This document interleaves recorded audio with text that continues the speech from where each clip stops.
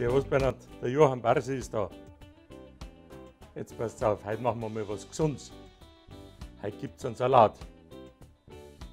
Heute gibt es einen Wurstsalat.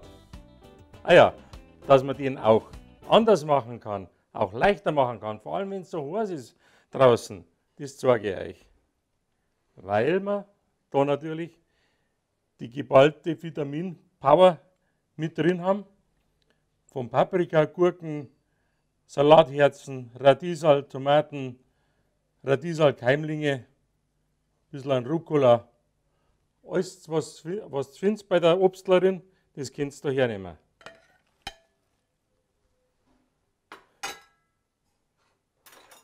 Dann habe ich halt einen Kalbskäse vom Metzger meines Vertrauens.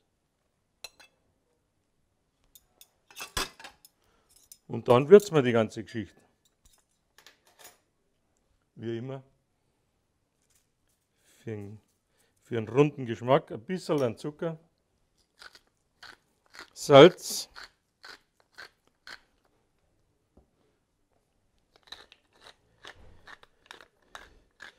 Pfeffer. Heute nehmen wir mal einen dunklen Balsamico.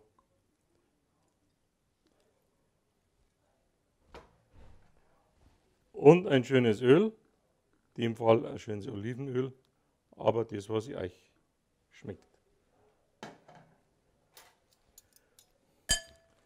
Alles gut durchmischen. Und schon habt ihr die doppelte Menge auf eurem Teller. Aber weitaus weniger Kalorien.